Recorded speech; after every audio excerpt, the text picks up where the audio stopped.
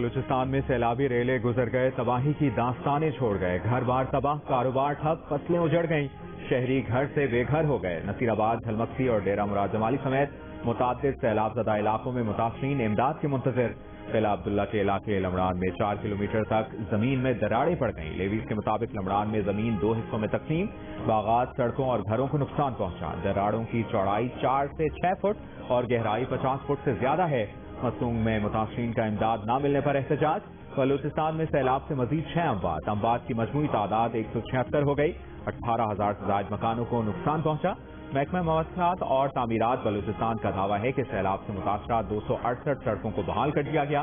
74 رابطہ سڑکوں پر بحالی کا کام جاری ہے۔ سیلاب سے متاثرہ 47 رابطہ پلوں میں سے 43 بحال کر دیے گئے۔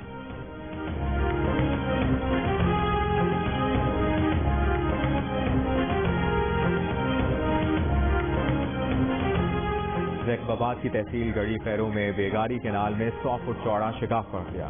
شگاف کے باعث پانی زرعی زمینوں میں داخل، چاول کی فصل متاثر۔ مقامی افراد اپنی مددات کے تحت شگاف پور کرنے میں مصروف۔ بارشوں کے بعد سیلابی ریلا راجن پور کی بستی عبدالرحمان میں آ گیا۔ پانی گھروں میں داخل ہونے سے لوگوں کو نقصان۔ علاقہ مکینوں کا ضلعی انتظامیہ کے خلاف احتجاج۔ مظاہرین نے رجحان روڈ ٹریفک کے لیے بلاک کر دی، گاڑیوں کی لمبی لائنیں لگ گئیں۔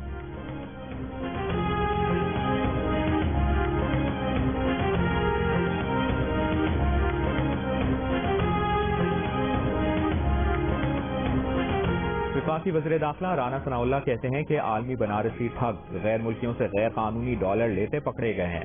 اسلامی ٹچ دینے والے فنکاروں کو اب قانونی ٹچ کی ضرورت ہے۔ فارن فنڈنگ کے مجرم 8 سال سے قانونی ٹچ سے بھاگ رہے ہیں۔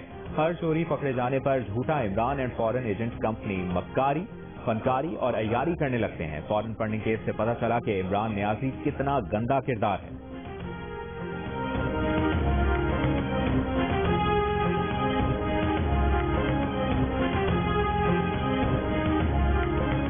PTI کے رہنما فواد چوہدری کہتے ہیں کہ الیکشن کمیشن جانبدار ادارہ بن چکا ہے۔ مسلم لیگ نون نے منی لانڈرنگ کی، 15 روز میں مسلم لیگ نون اور پیپلز پارٹی کی فنڈنگ سے متعلق کیس کا فیصلہ لیا جائے۔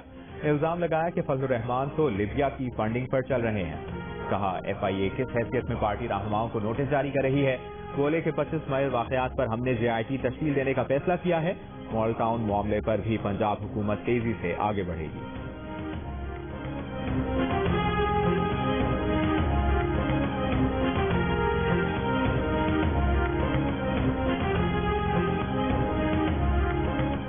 سندھ کے وزیر اطلاعات شرجیل انعام میمن نے کہا ہے کہ ہیلی کاپٹر سانحے پر نہ صرف شہیدوں کے ورثاء بلکہ پوری قوم افسردہ اور غمزدہ ہے۔ سانحے کے بعد عمران خان کی جماعت نے جس طرح کی غیر اخلاقی مہم چلائی، اس سے شہداء کے ورثاء اور قوم کی دل آزاری ہوئی۔ پوری قوم میں عمران خان کے لیے شدید نفرت بھر گئی ہے۔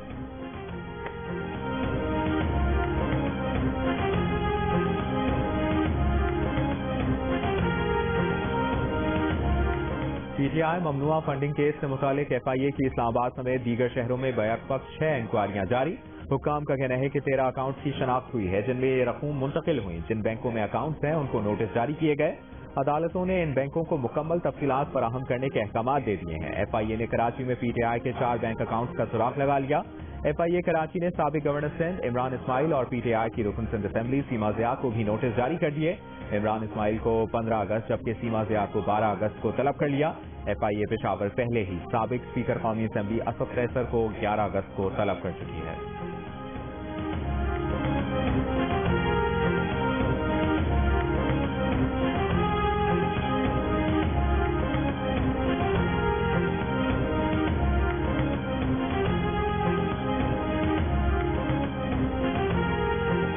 کراچی میں اذیتناک لوڈ شیڈنگ کا سلسلہ تھم نہ سکا۔ شہر میں رات کی لوڈ شیڈنگ نے لوگوں کے دن کا چین بھی اڑا دیا۔ پورے شہر میں ہونے والی بدترین لوڈ شیڈنگ کا دورانیہ 4 سے 14 گھنٹے تک پہنچ گیا۔ رات کو لائٹ جاتے ہی پنکھا بند ہونے پر مچھروں کی پارٹی شروع ہو جاتی ہے۔ شہریوں کی پوری رات کروٹ بدلتے اور مچھر مارتے ہی گزرتی ہے۔ شہریوں کا شکوہ ہے کہ اس بار کے الیکٹرک کی جانب سے لوڈ شیڈنگ کے شیڈیول کے میسج بھی موصول نہیں ہو رہے۔ ترجمان کے الیکٹرک کا دعویٰ ہے کہ لوڈ شیڈنگ شیڈیول کے مطابق کی جا رہی ہے۔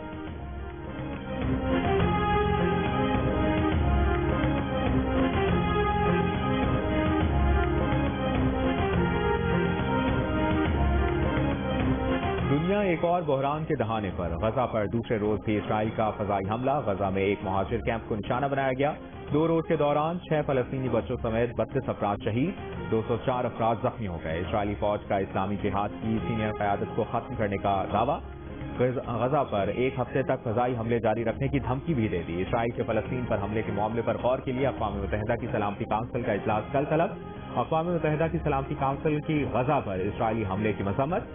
इसराइली वज़ीर-ए-आज़म का कहना है कि जब तक ज़रूरी समझा जाएगा फौजी ऑपरेशन जारी रहेगा।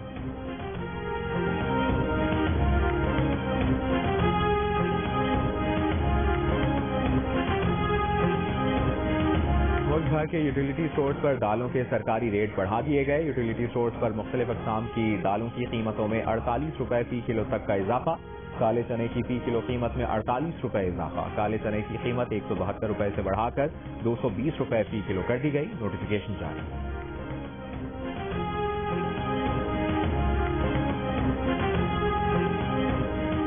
मुल्क भर में मुहर्रम अल हराम के हवाले से मजालिस का एहतमाम और जुलूस मामूल के मुताबिक जारी। लाहौर में इमाम बारगाह दरबार हुसैन से 8 मुहर्रम अल हराम का मरकजी जुलूस बरामद। कराची में 8 मुहर्रम अल हराम की जुलूस की गुजरगाहों पर मोबाइल फोन सर्विस बंद। जुलूसों के बायस ग्रीन लाइन बस सर्विस भी आज से 9 अगस्त तक मअतल रहेगी। सिक्योरिटी के लिए नुमाइश और अतराफ की सड़कों को कंटेनर लगाकर बंद कर दिया गया। जुलूस के गुजरगाह और अतराफ में तमाम दुकानों को भी सील कर दिया गया।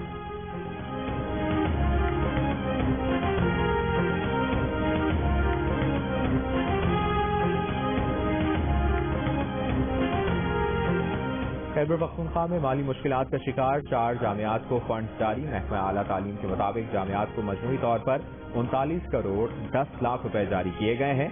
सूबाई वज़ीर तालीम कामरान बंगश का कहना है कि जामियात के साथ हर मुमकिन माली मुआवनत कर रहे हैं।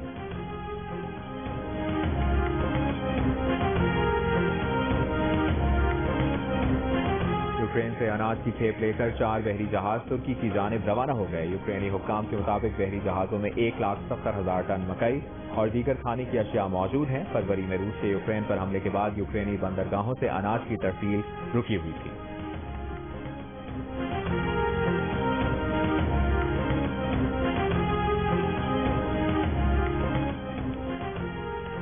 और साबिक test fast bowler Shoaib Akhtar के घुटनों की ऑस्ट्रेलिया में कामयाब सर्जरी। शुएब अख्तर का कहना है कि रिटायरमेंट के 11 साल बाद भी उनके घुटनों में तकलीफ है, लेकिन पाकिस्तान के लिए खेलना उनके लिए ज्यादा अहम था।